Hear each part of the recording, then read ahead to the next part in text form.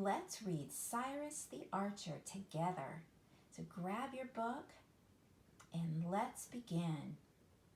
Cyrus the Archer. I'd like for you to put your finger on the author of this book. Okay, good. You should have your finger on those first names there where it says written by Wes and Danny Callahan. Now put your finger on the illustrator of this book. Okay, very good. That is the bottom one, isn't it? Illustrated by Mark Ammerman. Mark Ammerman is the one who drew the pictures for this story. Did you enjoy the art in this story? I do. All right, let's begin. Cyrus the Archer. We'll begin on page 7.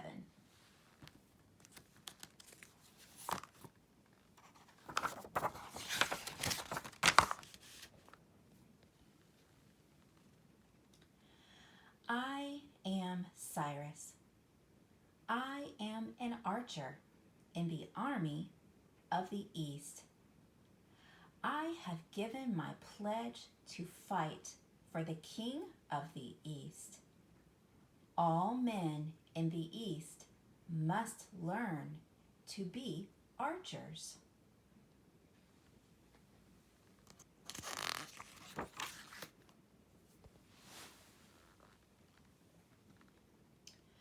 I have spent many months in diligent training to be a master archer. Most of our enemies use spears as the main weapon, and you must be close to attack with that kind of weapon. But with a bow, you can shoot your arrow very far and enrage your enemy before they can get to you.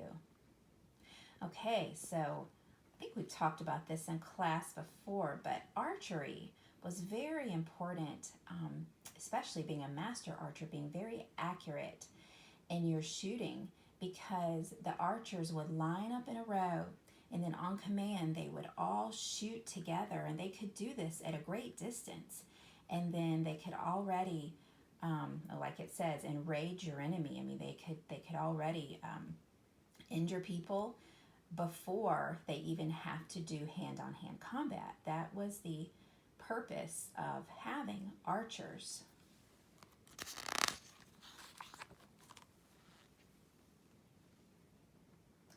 The skills of archers are important. We can keep the enemy back with our arrows. The East has a grudge with Greece.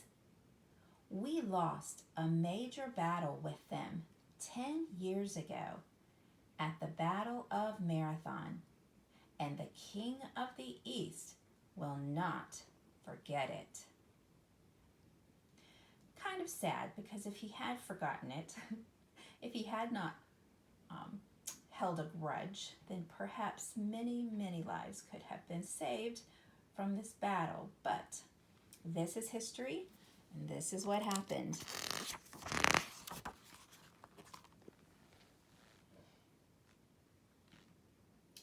Our large army has been getting ready to purge the Greeks from their homes.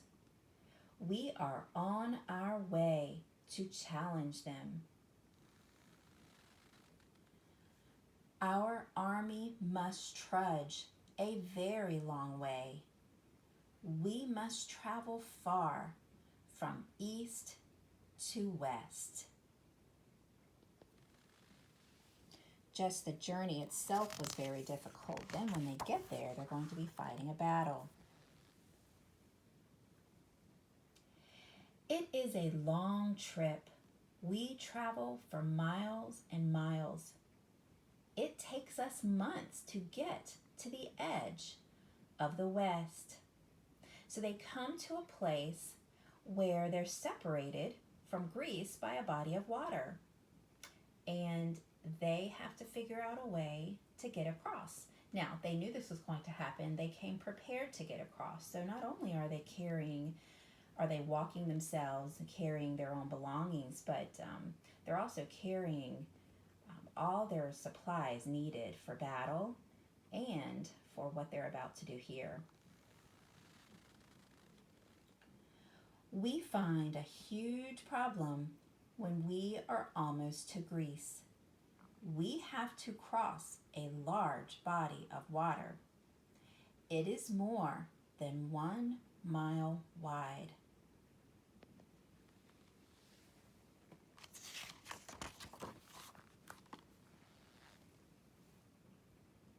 We cannot sail across.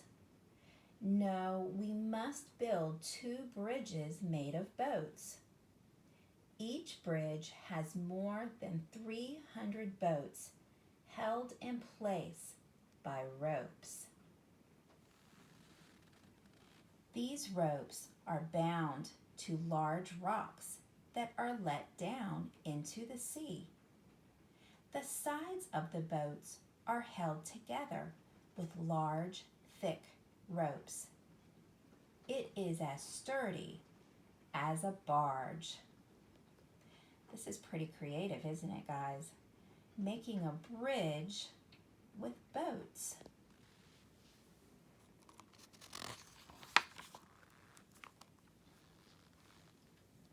Across these boats are laid large planks of wood.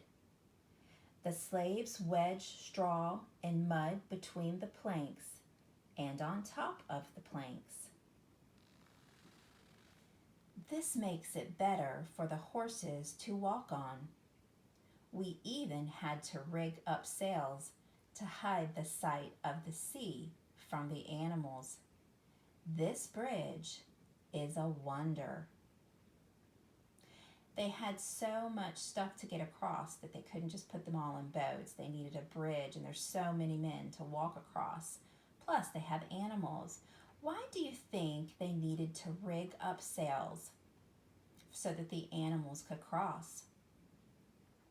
Well, primarily they're talking about horses here, and horses are afraid of water. And if the horses see the water, they're going to get spooked and either not go on the bridge, or even worse would be to wreak havoc and jump off the bridge. So they had to rig up sails. They put them on a line all the way across so that the horses didn't even really know that they were walking on water.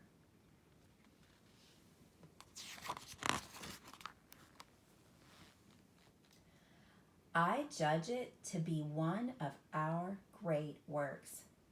The bridge will not budge.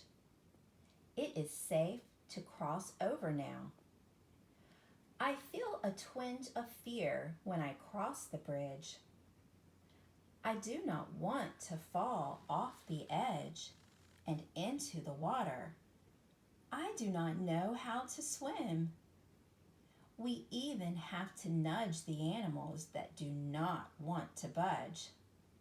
They are afraid of the water too. There are so many of us that it takes 7 days for us to cross the bridge. 7 days. That is pretty incredible.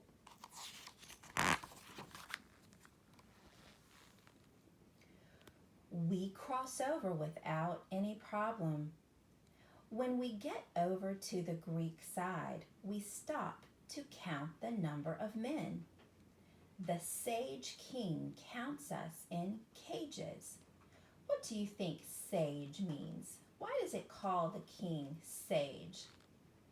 Sage means wise. He came up with a very wise solution to this problem. They needed to know how to count this huge number of men. And, imagine, it's like we've done in math when, let's say we're counting a number. Let's say we have, 200 M&Ms. Well, we could count them one by one, right? And you can do that. But then what if you lose count and then you have to start all over again? So you could put them in groups of 10s, right?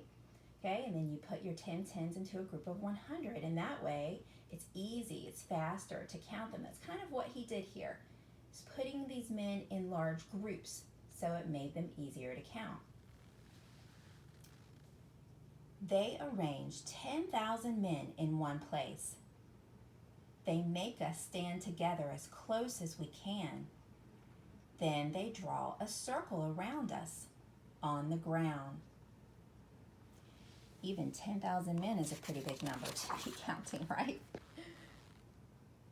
Then they let us out of the circle, and then they build a low wall about 3 feet high on top of that circle.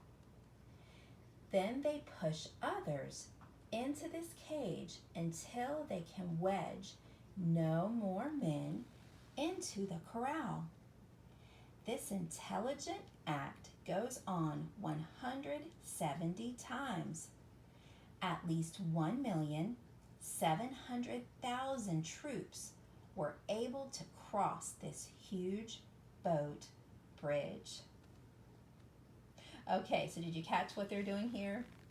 They basically built a circle that they knew 10,000 men would fit into. So then all they had to do was, push 10,000 more men into it until they could fit no more in. And they go, okay, that's another 10,000, mark that down, take them out, put more men in. It became a much faster way of them counting their troops.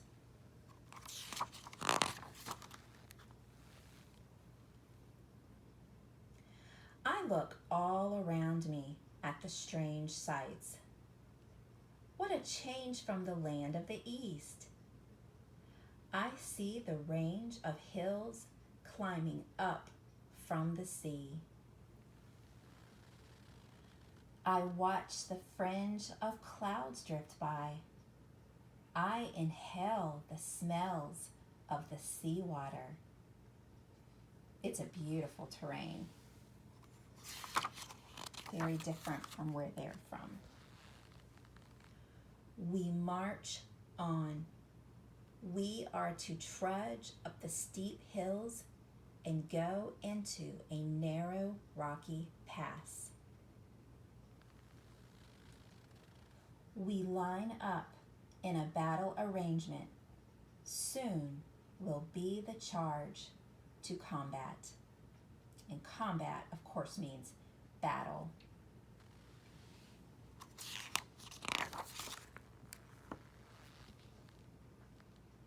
I look back at the large bridge for one last time. I am Cyrus, a master archer for the genius army of the East. And that is the end of Cyrus the Archer.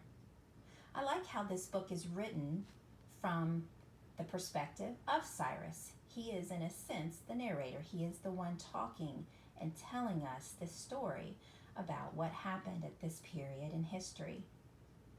Okay, today you're going to read Cyrus the Archer using 2-finger tracking with someone in your family.